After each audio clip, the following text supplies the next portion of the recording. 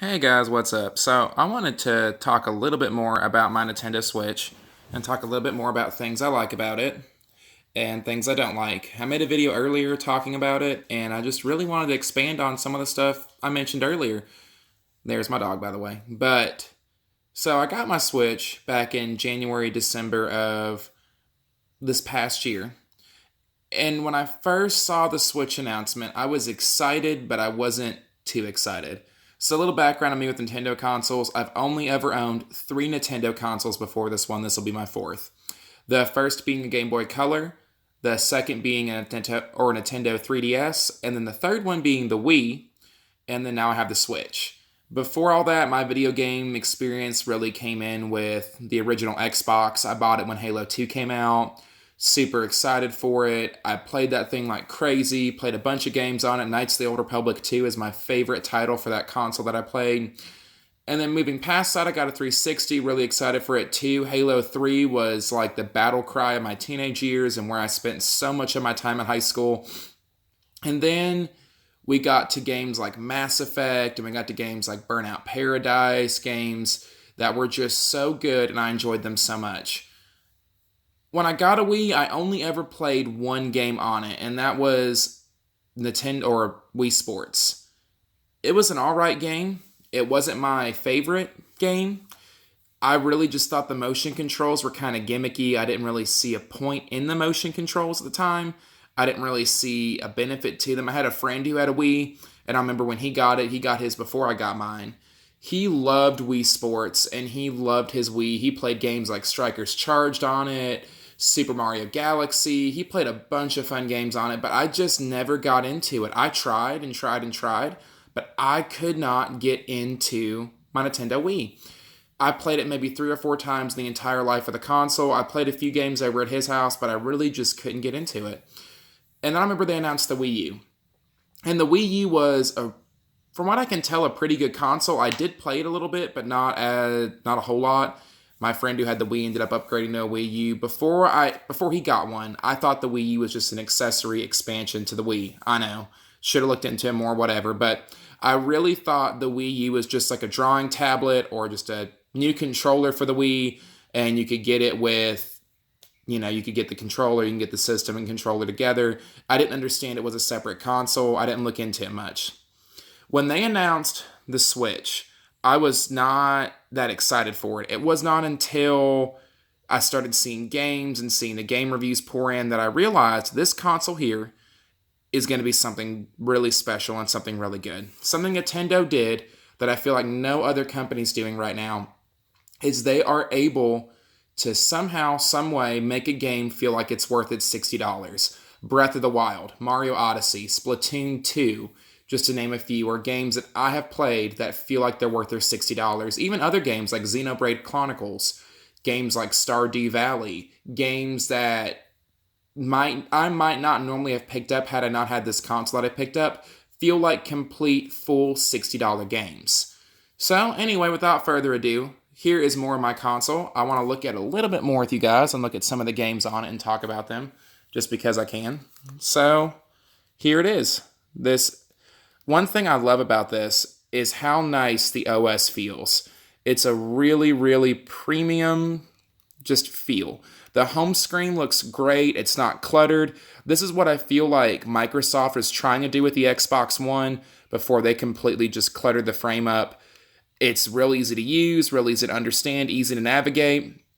So starting with my games, I have Dragon Quest Builders. It's a fun game. I like it a lot more than I like Minecraft, but I'm not that far into it. Payday 2 was a huge letdown and disappointment to me, but it was a letdown in the technical aspect. I really feel like they could have done so much more with this game or could have done so much better with it, but they didn't. It was just a missed opportunity. Still fun, but it's not my favorite. Splatoon 2, this game I keep going back to constantly. And a game I never thought I would get into, or a style of game, Stardew Valley. This game is really, really fun.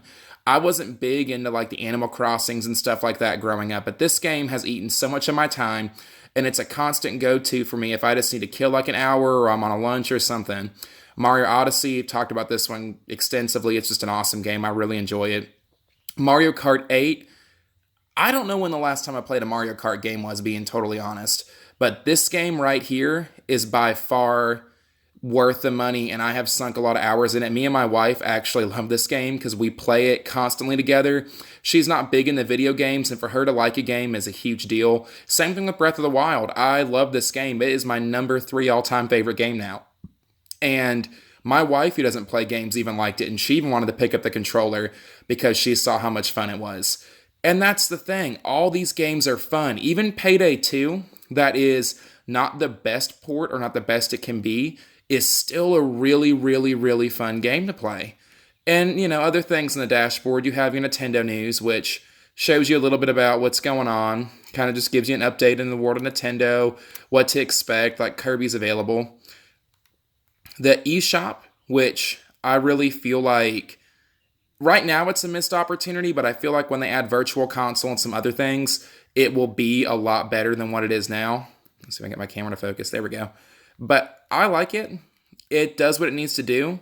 It's real easily laid out. Everything makes sense. You have your album for pictures, your controller, your console settings, and your sleep mode. And I really, really like it. It's a good console. It's solidly built. There's no complaints I really have with it. Something else I really, really like is cartridges. I love the fact that this console uses these little cartridges.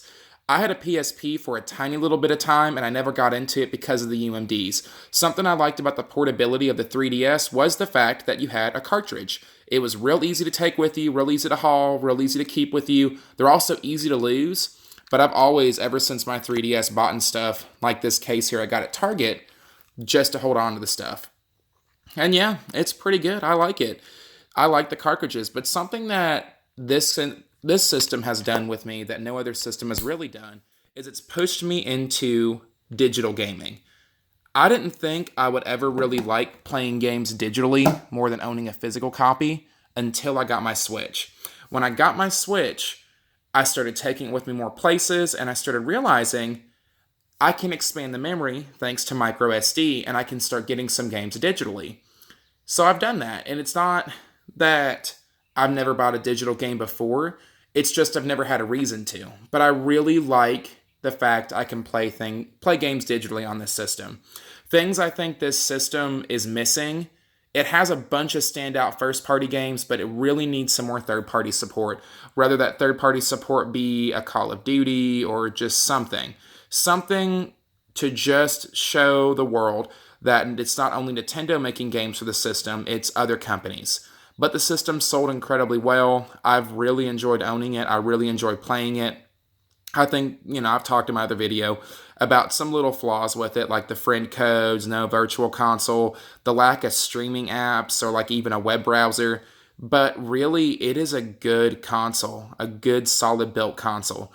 And that is something that's good merit within its own.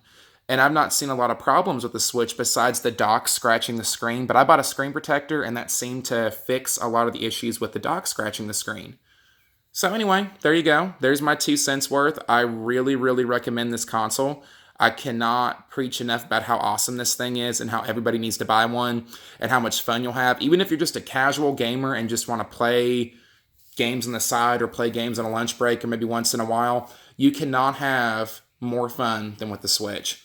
I do think game-wise in the future, having something like, I don't even know, a WarioWare game or something like a good party game would benefit Nintendo. But I think a lot of that is going to come with time, like Smash Brothers this year. Well, anyway, there's my 2 cents worth. Like I said before, if you want a rating, I give it like an 8 out of 10. I think it's pretty solid. But I think the online needs some work and no virtual console. I think that the OS is great and easy to navigate and use. But it does fall short in some ways and in some areas. But that's okay, though, because the Nintendo Switch is just trying to be a handheld you can put on your TV or a TV you can put in handheld mode. It never promised in the directs and in the announcements that it was going to be an iPad killer, but oh wait, it also plays Nintendo games. Nintendo knew what they were doing when they announced it. They knew what they did when they made it, and I really can't preach highly of it. So anyway, here you go. Thank you guys for tuning in. Hope you tune in next time.